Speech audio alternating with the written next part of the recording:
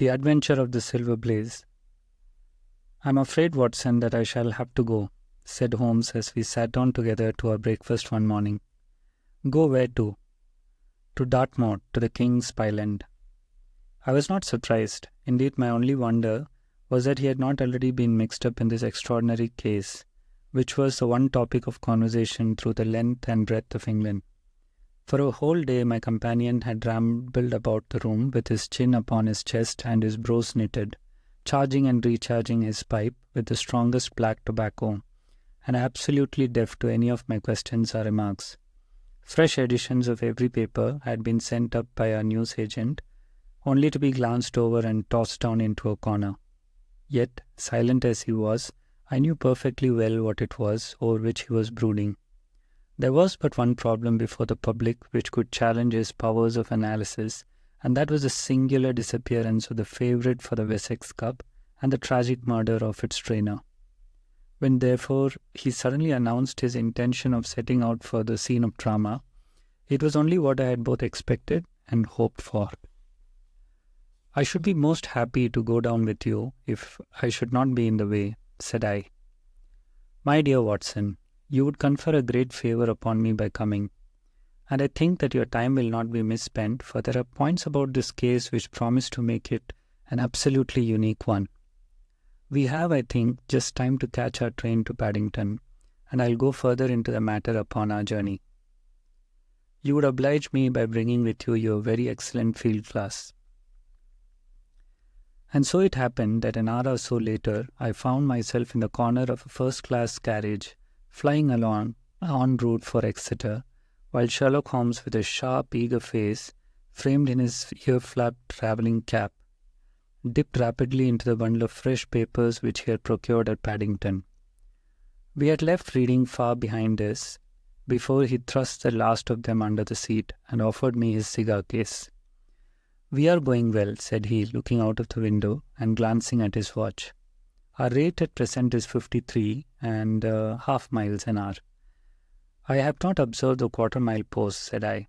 "Nor have I, but the telegraph posts upon this line are 60 yards apart, and the calculation is a simple one.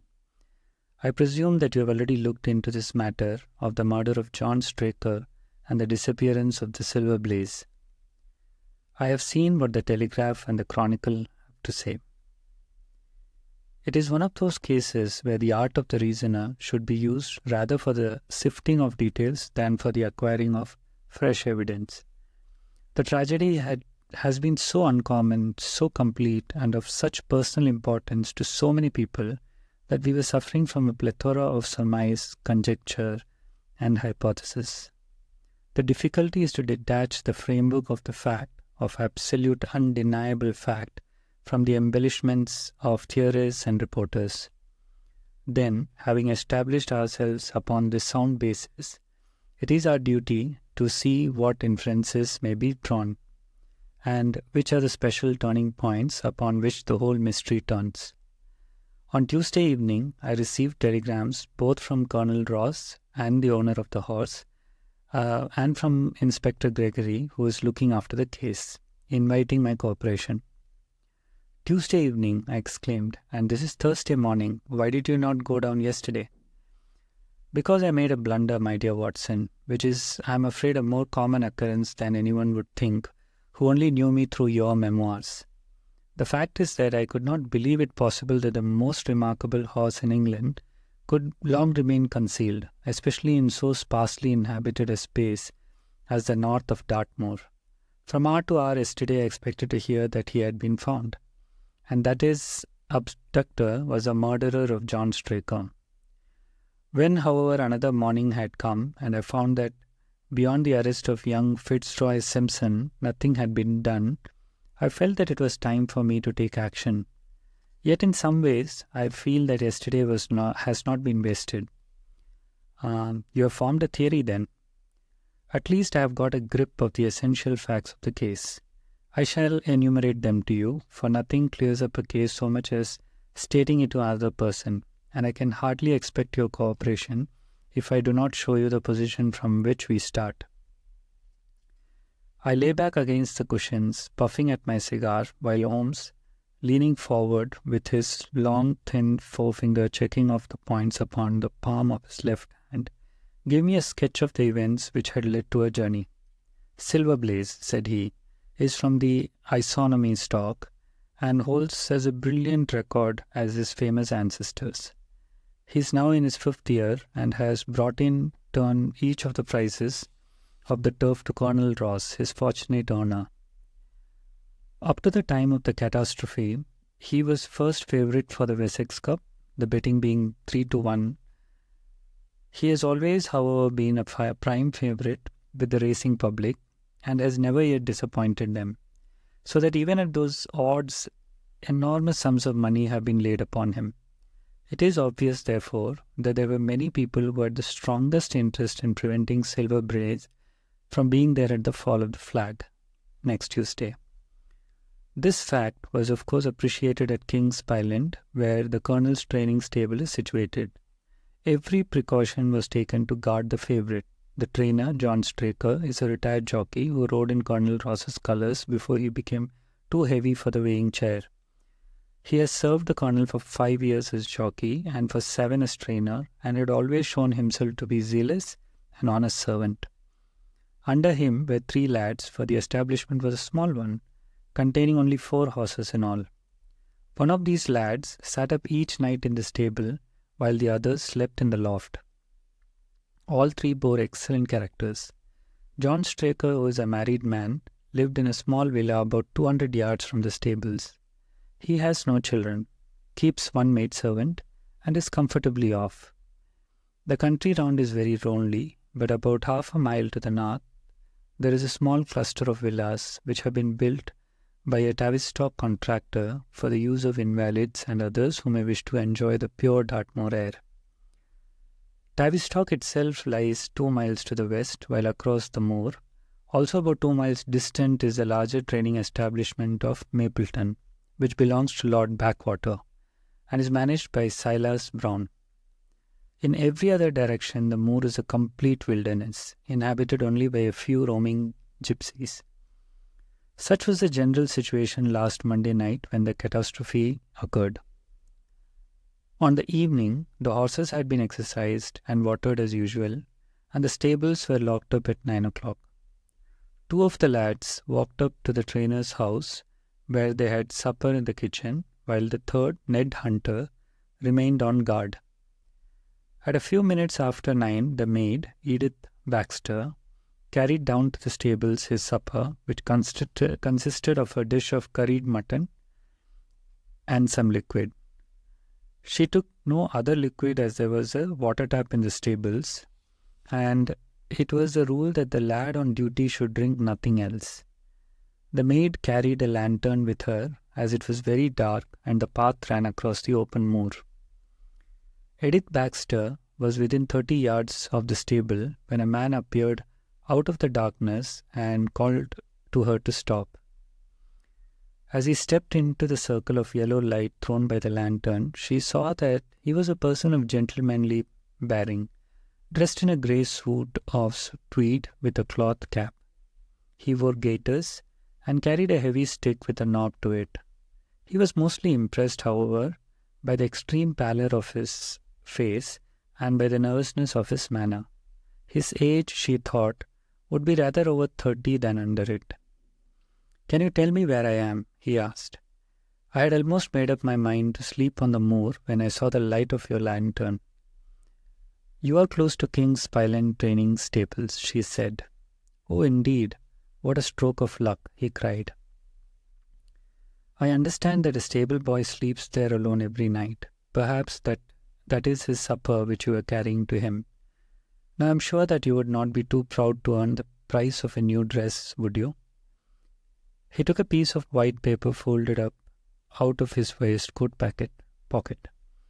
"See that the boy has this tonight, and you shall have the prettiest frock that money can buy." She was frightened by the earnestness of his manner and ran past him to the window through which she was accustomed to handle the maids. It was already open, and Hunter was seated at a small table inside. She had begun to tell him of what had happened, when the stranger came up again. "Good evening," said he. looking through the window. "I wanted to have a word with you." The girl has phoned that as he spoke, she noticed a corner of the little paper packet protruding from his closed hand. "What business have you here?" asked the lad. "It's business that may put something into your pocket," said the other. "You have 2 horses in for Wes's Cup, Silver Blaze in Bayard. Let me have the straight tip, and you won't be a loser." "Is it a fact that at the weights Bayard could give the other 100 yards in 5 furlongs? So you're one of those damned touts," cried the lad. "I'll show you how we serve them in King's Pyland." He sprang up and rushed across the stable to unloose the dog. The girl fled away to the house, but as she ran, she looked back and saw that the stranger was leaning through the window. A minute later, however, when Hunter rushed out with the hound, he was gone, and though the lad ran all round the buildings, he failed to find any trace of him. "One moment," I asked. "Did the stable boy, when he ran out with the dog, leave the door unlocked behind him?"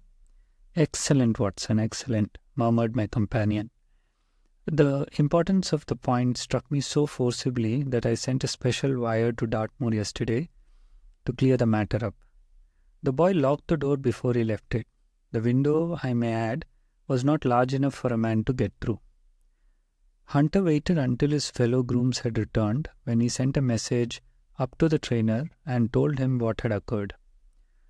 Straker was excited at hearing the account, although he does not seem to have quite realized its true significance.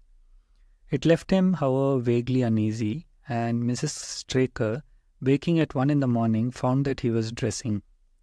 In reply to her inquiries, he said that he could not sleep on account of his anxiety about the horses, and that he intended to walk to the stables to see that all was well.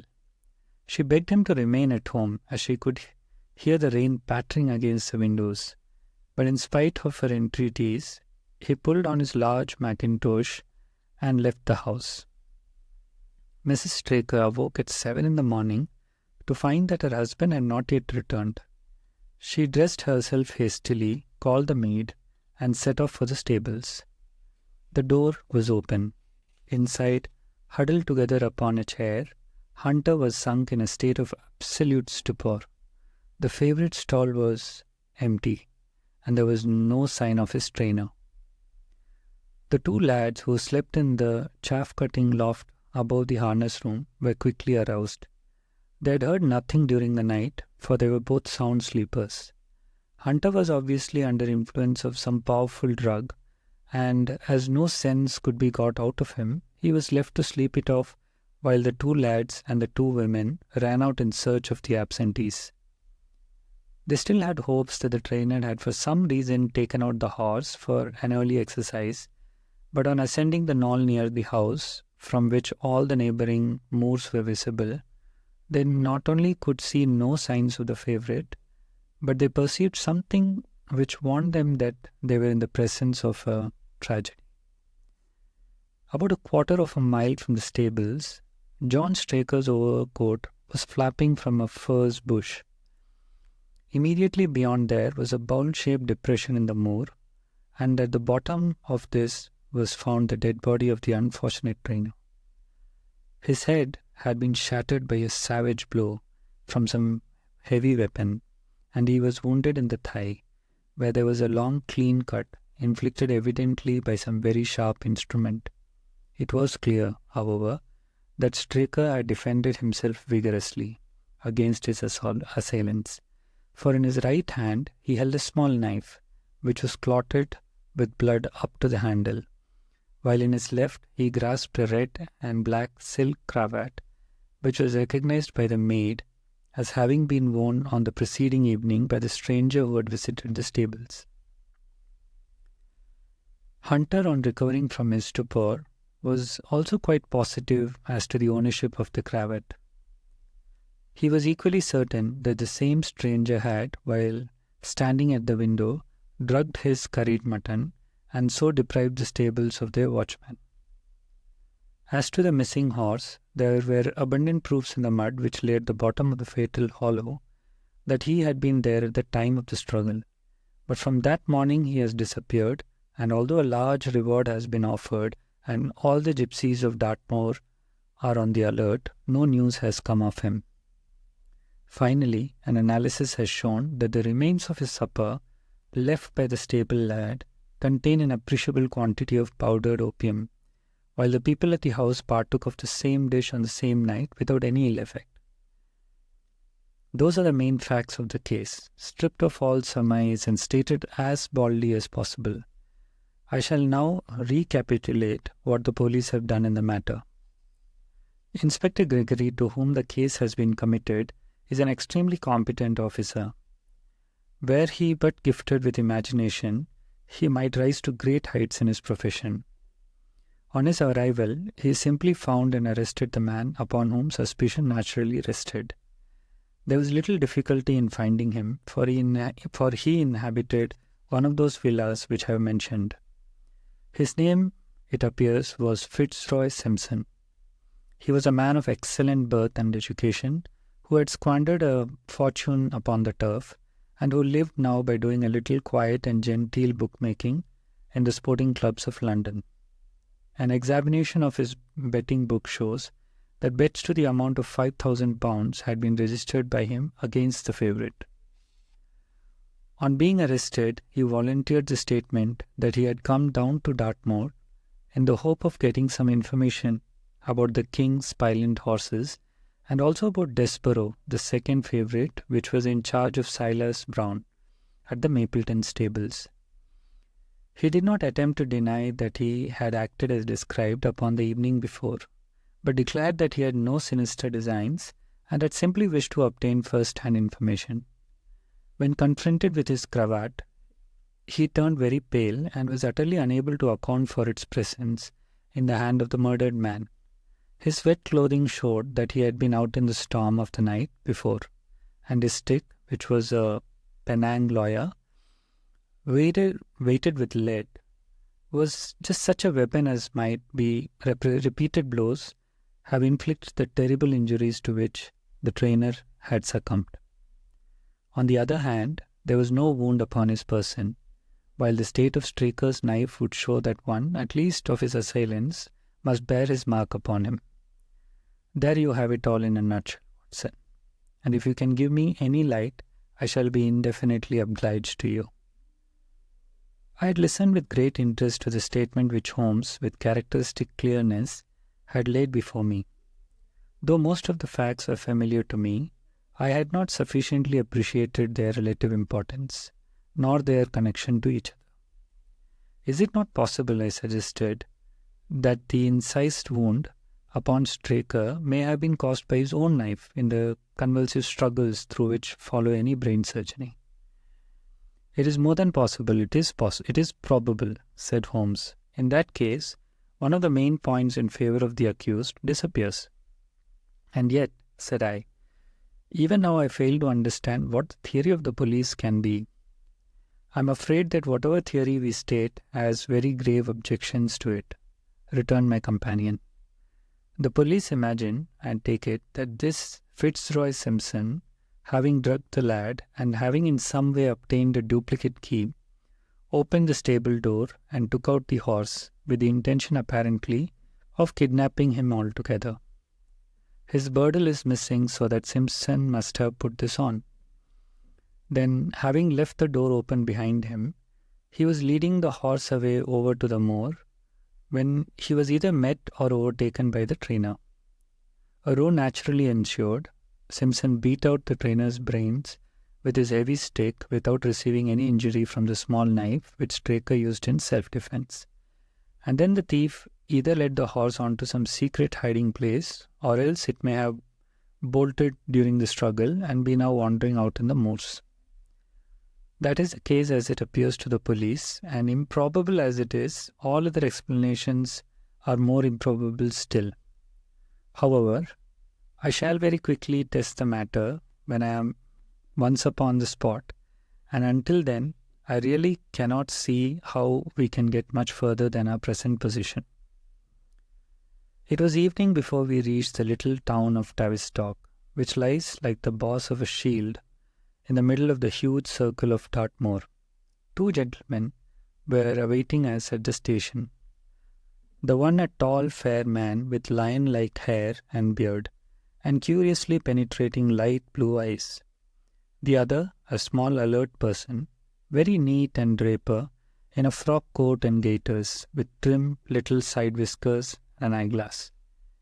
The latter was Colonel Ross, the well-known sportsman, the other, Inspector Gregory, a man who was rapidly making his name in the English detective service. "I'm delighted that you have come down, Mr. Holmes," said the colonel. "The inspector here has done all that could possibly be suggested, but I wish to leave no stone unturned in trying to avenge poor Straker and in recovering my horse." "Have there been any fresh developments?" asked Holmes. "I'm sorry to say that we have made very little progress," said the inspector. "We have an open carriage outside, and as you would no doubt like to see the place before the light fails, we might talk it over as we drive." A minute later, we were all seated in a comfortable landau and were rattling through the quaint old Devonshire town.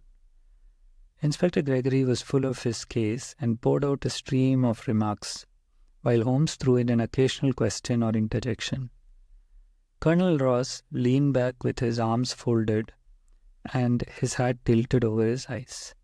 While I listened with interest to the dialogue of the two detectives, Gregory was formulating his theory, which was almost exactly what Holmes had foretold in the train. "The net is drawn pretty close around Fitzroy Simpson," he remarked, "and I believe myself that he is our man. At the same time, I recognize that the evidence is purely circumstantial and that some new development may upset it. How about Straker's knife? We have quite come to the conclusion that he wounded himself in his fall. My friend Dr. Watson made that suggestion to me as we came down. If so, it would tell against this man Simpson. Undoubtedly, he has neither a knife nor any sign of a wound. The evidence against him is certainly very strong. He had a great interest in the disappearance of the favourite. He lies under the suspicion of having poisoned the stable boy. He was undoubtedly in the storm. He was armed with a heavy stick, and his cravat was found in the dead man's hand. I really think we should have enough to go before a jury." Holmes shook his head. "A clever counsel would tear it all to the rags," said he. "Why would he take the horse out of the stable? If he wished to injure it, why could he not have done it inside the stable? Has a duplicate key been found in his possession? What chemist sold him the powdered opium? Above all, where could he, a stranger to the district, hide a horse? And such a horse as this? What is his own explanation as to the paper which he wished the maid to give to the stable boy? He says that it was a 10-pound note. One was found in his purse. But your other difficulties are not so formidable as they seem. He is not a stranger to the district. He has twice lodged at Tavistock in the summer. The opium was probably brought from London. The key, having served its purpose, would be hurled away. The horse may lie at bottom of one of those pits or old mines upon the moor. What does he say about the cravat? He acknowledges that it is his and declares that he had lost it. But a new element has been introduced into the case which may account for his leading the horse from the stable." Holmes pricked up his ears. "We have found traces which show that a party of gypsies encamped on Monday night within a mile of the spot where the murder took place. On Tuesday they were gone. Now, presuming that there was some understanding between Simpson and the gypsies, might he not have been leading the horse to them when he was overtaken, and may they not have him now? It is certainly possible. The moor is being scoured for these gypsies. I have also examined every stable and outhouse in Tavistock, and for a radius of 10 miles. There is another training stable quite close, I understand." "Yes, and that is a factor which we must certainly not neglect. As Desborough, their horse, was second in the betting, they had an interest in the disappearance of the favourite. Silas Brown, the trainer, is known to have had large bets upon the event, and he was no friend to poor Straker. We have, however, examined the stables, and there is nothing to connect him with the affair, and nothing to connect this man Simpson with the interests of the Mapleton stables. Nothing at all. Holmes leaned back in the carriage, and conversation ceased. A few minutes later, our driver pulled up to a neat little red brick villa with overhanging eaves, which stood by the road. Some distance off, across a paddock, lay a long grey tiled outbuilding.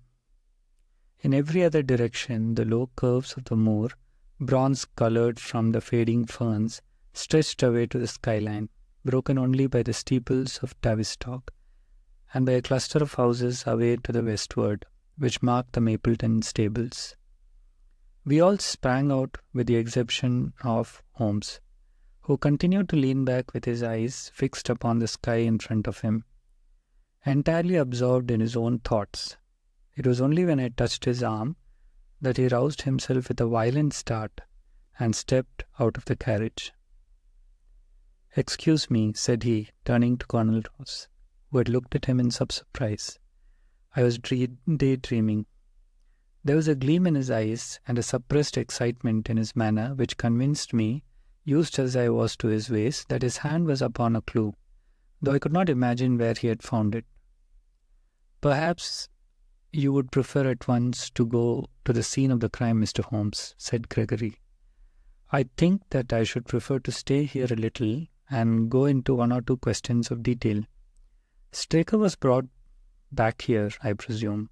"Yes, he lies upstairs. The inquest is tomorrow." "He has been in your service some years, Colonel Ross?" "I have always found him an excellent servant," replied Colonel Ross. "I presume that you made an inventory of what he had in his pockets at the time of his death, Inspector?" "Yes, I have the things themselves in the sitting room. If you would care to see them, I should be very glad." We all filed into the front room and sat around the central table, while the inspector unlocked a square tin box and laid a small heap of things before us.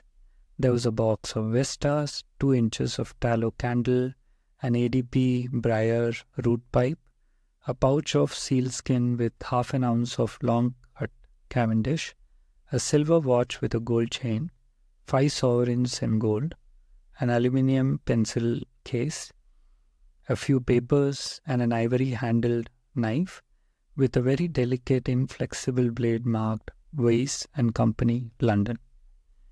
"This is a very singular knife," said Holmes, lifting it up and examining it minutely.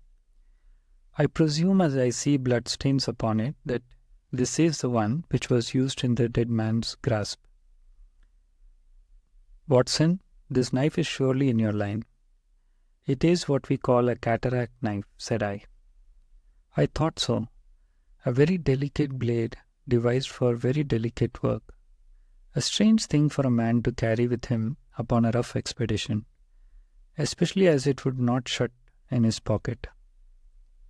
The tip was guarded by a disc of cork which we found beside his body," said the inspector.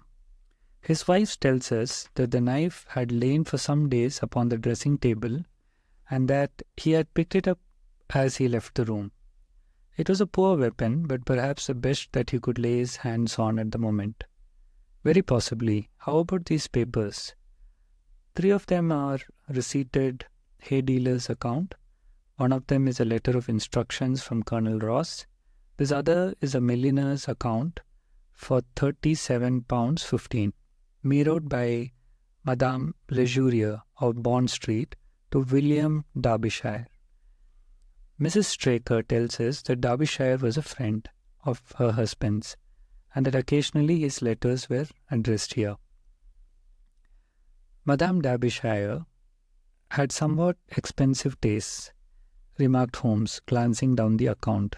22 guineas is rather heavy for a single costume. However, there appears to be nothing more to learn, and we may now go down to the scene of the crime.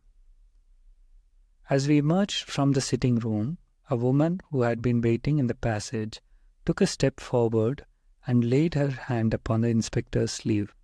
Her face was haggard and thin and eager, stamped with the print of a recent horror. "Have you got them?" Have you found them? She panted. No, Mrs. Straker, but Mr. Holmes here has come from London to help us, and we shall do all that is possible. Surely I met you in Plymouth, at a garden party, some little time ago, Mrs. Straker, said Holmes. No, sir, you are mistaken. Dear me, why, I could have sworn to it. You wore a costume of dove-coloured silk with ostrich feather trimming. I never had such a dress, sir, answered the lady. Ah, that quite settles it, said Holmes, and with an apology he followed the inspector outside. A short walk across the moor took us to the hollow in which the body had been found. At the brink of it was the furze bush upon which the coat had been hung. There was no wind that night, I understand, said Holmes. None, but very heavy rain. In that case the overcoat was not blown against the furze bushes, but placed there. Yes, it was laid across the bush. You fill me with interest. I perceive that the ground has been trampled up a good deal. No doubt many feet have been there since Monday night. A piece of matting has been laid here at the side, and we have all stood upon that. Excellent. In this bag I have one of the boots which Straker wore, one of Fitzroy Simpson's shoes, and a cast horseshoe of silver blaze. My dear Inspector, you surpass yourself. Holmes took the bag, and descending into the hollow, he pushed the matting into a more central position. Then, stretching himself upon his face and leaning his chin upon his hands, he made a careful study of the trampled mud in front of him. Hello, he said suddenly, what's this? It was a wax vesta, half burnt, which was so coated with mud that it looked at first like a little chip of wood. I cannot think how I came to overlook it, said the inspector with an expression of annoyance.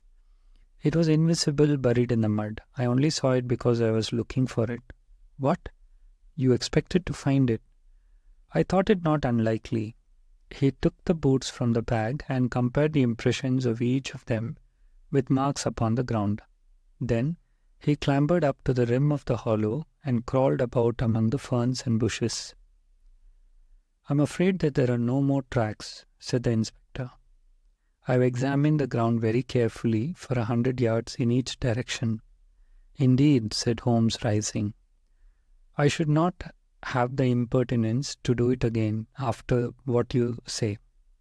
But I should like to take a little walk over the moor before it grows dark, that I may know my ground tomorrow, and I think that I shall put this horseshoe into my pocket for luck. Colonel Ross, who had shown some signs of impatience at my companion's quiet and systematic method of work, glanced at his watch. I wish you would come back with me, Inspector, said he. There are several points on which I should like your advice, and especially as to whether we do not owe it to the public to remove our horse's name from the entries for the cup. Certainly not, cried Holmes with decision. I should let the name stand. The colonel bowed. I am very glad to have had your opinion, sir, said he. You will find us at poor Straker's house when you have finished your walk, and we can drive together into Tavistock. He turned back to the inspector, while Holmes and I walked slowly across the moor. The sun was beginning to sink behind the stables of Mapleton, and the long sloping plain in front of us was tinged with gold, deepening into rich ruddy brown where the faded ferns and brambles caught the evening light. But the glories of the landscape were all wasted upon my companion, who was sunk in the deepest thought. It's this way, Watson, he said at last. We may leave the question of who killed John Straker for the instant, and confine ourselves to finding out what has become of the horse. Now, supposing that he broke away during or after this tragedy, where could he have gone to? The horse is a very gregarious creature. If left to himself, his instincts would have been either to return to King's Pyland or go over to Mapleton. Why should he run wild upon the moor? He would surely have been seen by now, and why should gypsies kidnap him? These people always clear out when they hear of trouble, for they do not wish to be pestered by the police. They could not hope to sell such a horse. They would run a great risk and gain nothing by taking him. Surely that is clear. Where is he then? I have already said that he must have gone to King's Island or to Mapleton. He is not at King's Island, therefore he is at Mapleton. Let us take that as a working hypothesis and see what it leads us to. This part of the moor, as the inspector remarked, is very hard and dry, and it falls away towards Mapleton. And you can see from here that there is a long hollow over yonder, which must have been very wet on Monday night. If our supposition is correct, then the horse must have crossed that, and there is a point where he should look for his track. We had been walking briskly during this conversation, and a few more minutes brought us to the hollow in question. At Holmes' request, I walked down the bank to the right and he to the left, but I had not taken 50 paces before I heard him give a shout and saw him waving his hand to me. The track of a horse was plainly outlined in the soft earth in front of him, and the shoe which he took from his pocket exactly fitted the impression. "See the value of imagination," said Holmes. "It is the one quality which Gregory lacks. We imagined what might have happened, acted upon the supposition, and find ourselves justified. Let us proceed." We crossed the marshy bottom and passed over a quarter of a mile of dry, hard turf. Again the ground sloped, and again we came on the tracks. When we lost them for half a mile, but only to pick them up once more, quite close to Mapleton. It was Holmes who saw them first, and he stood pointing with a look of triumph on his face. A man's track was visible beside the horse's. "The horse was alone before," I cried. "Quite so. It was alone before. What is this?" The double track turned sharp off and took the direction of King's Island. Holmes whistled, and we both followed along after it. His eyes were on the trail, but I happened to look a little to one side and saw to my surprise the same tracks coming back again in the opposite direction. "One for you, Watson," said Holmes when I pointed it out. "You have saved us a long walk, which would have brought us back on our own traces. Let us follow the return back." We had not to go far. It ended at the paving of asphalt, which led up to the gates of Mapleton stables. As we approached, a groom ran out from them. "We don't want any loiterers about here," said he. "I only wish to ask a question," said Holmes, with his finger and thumb in his waistcoat. "If I were to call at 5 o'clock tomorrow morning?" "Bless you, sir, if anyone is about, he will be, for he is always the first stirring. But here he is, sir, to answer your questions for himself." "No, sir, no. It's as much as my place is worth to let him see me touch your money. Afterwards, if you like." As Sherlock Holmes replaced the half-crown which he had drawn from his pocket, a fierce-looking elderly man strode out from the gate with a hunting crop swinging in his hand. "What's this, Dawson?" he cried. "No gossiping. Go about your business. And you, what the devil do you want here?" 10 minutes' talk with you, my good sir," said Holmes in the sweetest of voices. "I have no time to talk to every gadabout. We want no strangers here. Be off, or you may find a dog at your heels." Holmes leaned forward and whispered something in the trainer's ears. He started violently and flushed to the temples. "It's a lie," he shouted. "An infernal lie." "Very good. Shall we argue about it here in public, or talk it over in your parlour?" "Oh, come in if you wish to." Holmes smiled. "I shall not keep you more than a few minutes, Watson," he said. "Now, Mr. Brown, I am quite at your disposal." It was quite 20 minutes, and the reds had all faded into greys before Holmes and the trainer reappeared. Never have I seen such a change as had been brought about in Silas Brown in such a short time. His face was ashy pale, beads of perspiration shone upon his brow, and his hands shook until the hunting crop waved like a branch in the wind. His bullying, overbearing manner was all gone too, and he cringed along at my companion's side like a dog with its master. "Your instructions will be done. It shall be done," said he. "There must be no mistake," said Holmes, looking round at him. The other winced as he read the menace in his eyes. "Oh no, there shall be no mistake. It shall be there. Should I change it first or not?" Holmes thought a little and then burst out laughing. "No, don't," said he. "I shall write to you about it. No tricks now are." "Oh, you can trust me. You can trust me." "Yes, I think I can."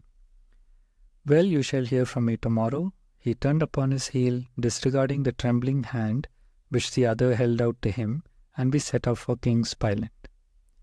A more perfect compound of the bully, coward, and sneak than Master Silas Brown I have seldom met with, remarked Holmes, as we trudged along together. "He has the horse, then?" He tried to bluster out of it, but I described to him so exactly what his actions had been upon that morning that he is convinced that I was watching him. Of course, you observed the peculiarly squared toes in the impressions, and that his own boots exactly corresponded to them. Again, of course, no subordinate would have dared to have done such a thing. I described to him how, when according to his custom he was the first down, he perceived a strange horse wandering over the moor. How he went out to it, and his astonishment at recognizing him from the white forehead, which has given the favourite its name that chance had put in his power, the only horse which could beat the one upon which he had put his money. Then I described how his first impulse had been to lead him back to King's Pyland, and how the devil had shown him how he could hide the horse until the race was over, and how he had led it back and concealed it at Mapleton. When I told him every detail, he gave it up, and thought only of saving his own skin. But his stables had been searched. Oh, an old horse-faker like him has many a dodge. But are you not afraid to leave the horse in his power now, since he has every interest in enduring it? My dear fellow, he will guard it as the apple of his eye. He knows that his only hope of mercy is to produce it safe. Colonel Ross did not impress me as a man who would be likely to show much mercy in any case. The matter does not rest with Colonel Ross. I follow my own methods and tell as much or as little as I choose. That is the advantage of being unofficial.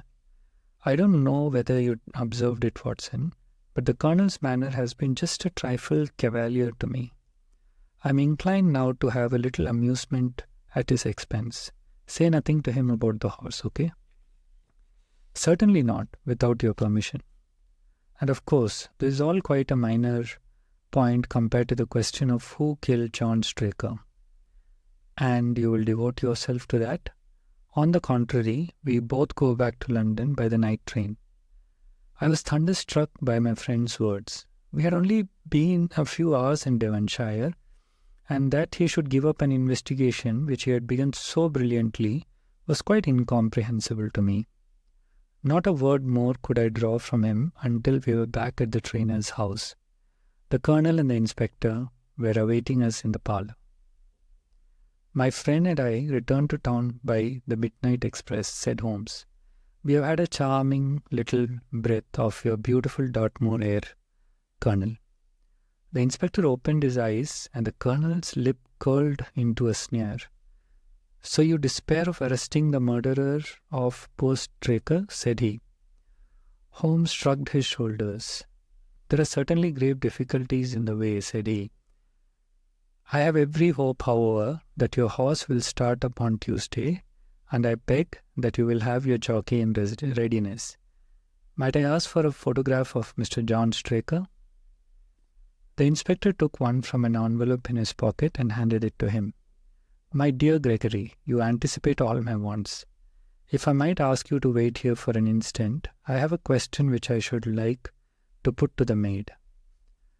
"I must say that I am rather disappointed in our London consultant," said Colonel Ross, bluntly as my friend left the room. "I do not see that we are any further than we came." "At least you have his assurance that your horse will run," said I. "Yes, I have his assurance," said the colonel with a shrug of his shoulders. "I should prefer to have the horse."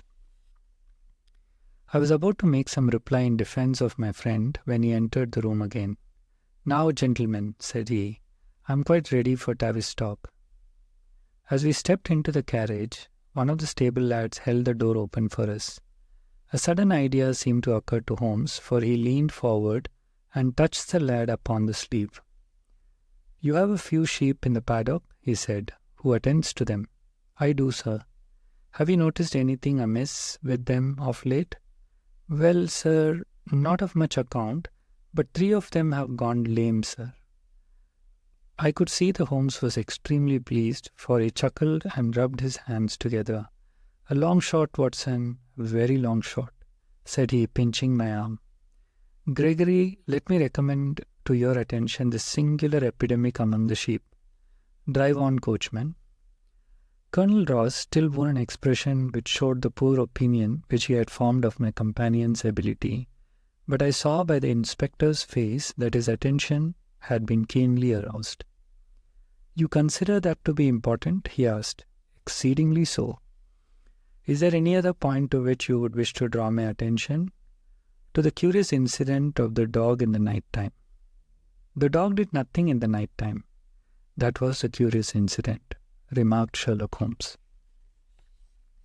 4 days later, Holmes and I were again in the train bound for Winchester to see the race for the Wessex Cup. Colonel Ross met us by appointment outside the station, and we drove in his drag to the course beyond the town. His face was grave, and his manner was cold in the extreme. "I have seen nothing of my horse," said he. "I suppose that you would know him when you saw him?" asked Holmes. The colonel was angry. "I have been on the turf for 20 years and never was asked such a question as that before," said he. "A child would know Silver Blaze, with his white forehead and his mottled off foreleg." "How's the betting?" "Well, that is the curious part of it. You could have got 15 to 1 yesterday, but the price has become shorter and shorter, until you can hardly get 3 to 1 now." Said Holmes. "Somebody knows something, that is clear." As the drag drew up in the enclosure near the grandstand, I glanced at the card to see the entries. It ran, "Wessex Plate, 50 sovereigns each, with 1,000 sovereigns added for 4 and 5-year-olds. Second, £300. Third, £200. New course, number 1, Mr. Heath Newton's The Negro, red cap, cinnamon jacket.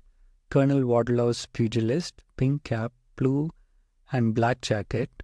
Lord Backwater's Desborough, yellow cap and sleeves. Colonel Ross's Silver Blaze, black cap, red jacket. Duke of Balmoral's Iris, yellow and black stripes. Lord Singleford's Rasper, purple cap, black sleeves." "What is that, Silver Blaze favourite?" 5 to 4 against Silver Blaze, roared the ring. 5 to 4 against Silver Blaze. 15 to 5 against Desborough. 5 to 4 on the field. "There are the numbers up," I cried. "They're all 6-3. "All 6 there. Then my horse is running," cried the colonel in great agitation. "But I don't see him. My colours have not passed." "Only 5 have passed. This must be he."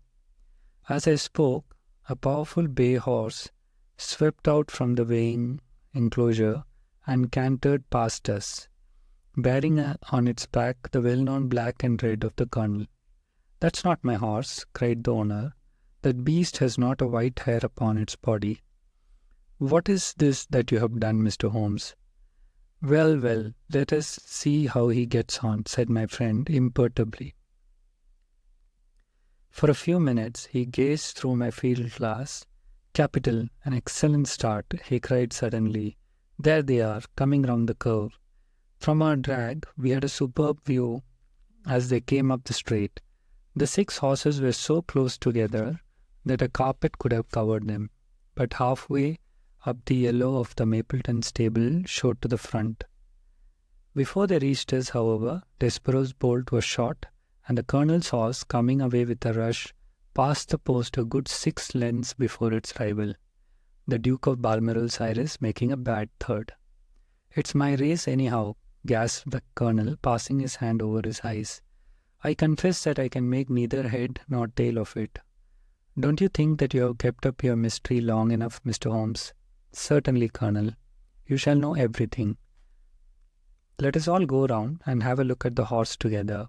Here he is," he continued as we made our way into the weighing enclosure, where only owners and their friends find admittance. "You have only to wash his face and his leg in spirits of wine, and you will find that he is the same old Silver Blaze as ever. You take my breath away.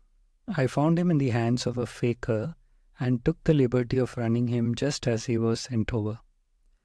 My dear sir, you have done wonders. The horse looks very fit and well. It never went better in its life. I owe you 1,000 apologies for having doubted your ability. You have done me a great service by recovering my horse. You would do me a greater still if you could lay your hands on the murderer of John Straker." "I have done so," said Holmes quietly. The Colonel and I stared at him in amazement. "You have got him? Where is he then?" "He is here." "Here? Where?" "In my company at the present moment." The Colonel flushed angrily. "I quite recognize that I am under obligations to you, Mr. Holmes," said he, "but I must regard that you have just said as either a very bad joke or as an insult." Sherlock Holmes laughed. "I assure you that I have not associated you with the crime, Colonel," said he. "The real murderer is standing immediately behind you." He stepped past and laid his hand upon the glossy neck of the thoroughbred. "The horse?" cried both the Colonel and myself. "Yes, the horse. And it may lessen his guilt if I say that it was done in self-defense, and that John Straker was a man who was entirely unworthy of your confidence. But there goes the bell, and as I stand to win a little on this next race, I shall defer a more lengthy explanation until a more fitting time." We had the corner of a Pullman car to ourselves that evening as we whirled back to London, and I fancy that the journey was a short one to Colonel Ross as well as to myself, as we listened to a companion's narrative of events which had occurred at the Dartmoor training stables upon the Monday night, and the means by which he had unravelled them. "I confess," said he, "that my theories which I had formed from the newspaper reports were entirely erroneous, and yet there were indications there, had they not been overlaid by other details which conceal their true import. I went to Devonshire with the conviction that Fitzroy Simpson was the true culprit, although of course I saw that the evidence against him was by no means complete.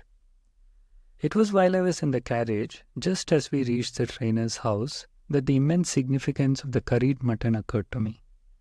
You may remember that I was distrait and remained sitting after you had all alighted. I was marvelling in my own mind how I could possibly have overlooked such an obvious clue. "I confess," said the Colonel, "that even now I cannot see how it helps us. It was the first link in my chain of reasoning. The flavour is not disagreeable, but it is perceptible. Were it mixed with any ordinary dish, the eater would undoubtedly detect it and would probably eat no more. A curry was exactly the medium which would disguise this taste. By no possible supposition could the stranger, Fitzroy Simpson, have caused curry to be served in the trainer's family that night. And it is surely too monstrous a coincidence to suppose that he happened to come along with powdered opium upon the very night when a dish happened to be served which would disguise the flavour. That is just unthinkable. Therefore, Simpson becomes eliminated from the case, and our attention centres upon Straker and his wife, the only two people who could have chosen curried mutton for supper that night. The opium was added after the dish was set aside for the stable boy, for the others had the same for supper with no ill effects. Which of them then had access to that dish without the maid seeing them? Before deciding that question, I had grasped the significance of the silence of the dog, for one true inference invariably suggests others. The Simpson incident had shown me that the dog was kept in the stables, and yet, though someone had been in and had fetched out a horse, he had not barked enough to arouse the two lads in the loft. Obviously, the midnight visitor was someone whom the dog knew very well. I was already convinced, or almost convinced, that John Straker went down to the stables in the dead of the night and took out Silver Blaze. For what purpose? For a dishonest one, obviously, or why should he drug his own stable boy? And yet, I was at a loss to know why. There have been cases before now where trainers have made sure of great sums of money by laying bets against their own horses through agents and then preventing them from winning by fraud. Sometimes it is a pulling jockey.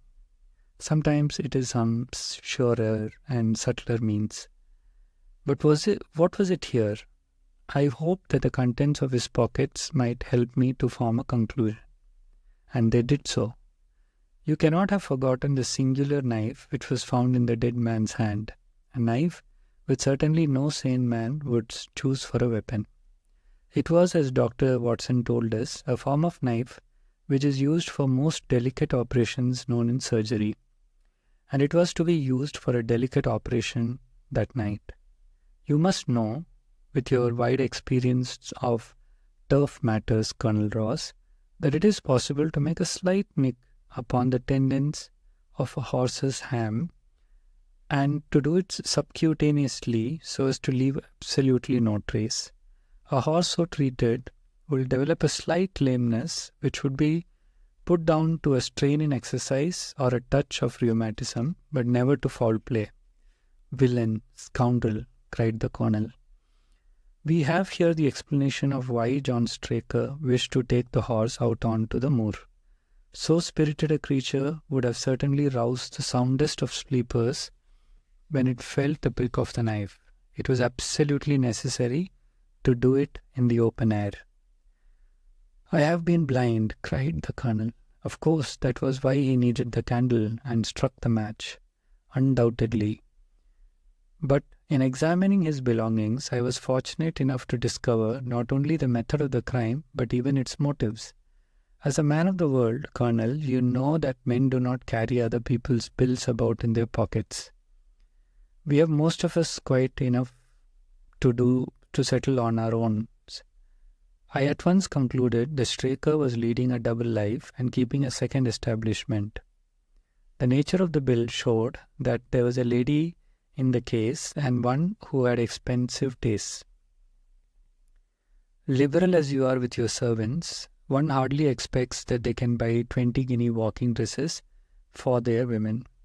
I questioned Mrs. Straker as to the dress without her knowing it, and having satisfied myself that it had never reached her, I made a note of the milliner's address and felt that by calling there with Straker's photograph, I could easily dispose of the mythical Derbyshire. From that time on, all was plain. Straker had led out the horse to a hollow where his light would be visible. Simpson, in his flight, had dropped his cravat, and Straker had picked it up with some idea, perhaps that he might use it in securing the horse's leg. Once in the hollow, he had got behind the horse and had struck a light, but the creature, frightened at the sudden glare, and with the strange instinct of animals, feeling that some mischief was intended, had lashed out, and the steel shoe had struck Straker on the forehead. He had already, in spite of the rain, taken off his overcoat in order to do his delicate task, and so, as he fell, his knife gashed his thigh. Do I make it clear? Wonderful, cried Colonel, wonderful. You might have been just there. My final shot was, I confess, a very long one. It struck me that so astute a man as Straker would not undertake this delicate tendon nicking without a little practice. What could be his practice on? My eyes fell upon the sheep, and I asked a question which, rather to my surprise, showed that my surmise was correct. You have made it perfectly clear, Mr. Holmes. When I returned to London, I called upon the millionaire who at once recognized Straker as an excellent customer of the name of Derbyshire, who had a very dashing wife with a strong partiality for expensive dresses. I have no doubt that this woman had plunged him over head and ears in debt, and so led him into this miserable plot. I had bolted and was cared for by one of your neighbours. We must have an amnesty in that direction, I think. This Clapham Junction, if I'm not mistaken, and we shall be in Victoria in less than 10 minutes. If you care to smoke a cigar in our rooms, Colonel, I shall be happy to give you any other details which might interest you.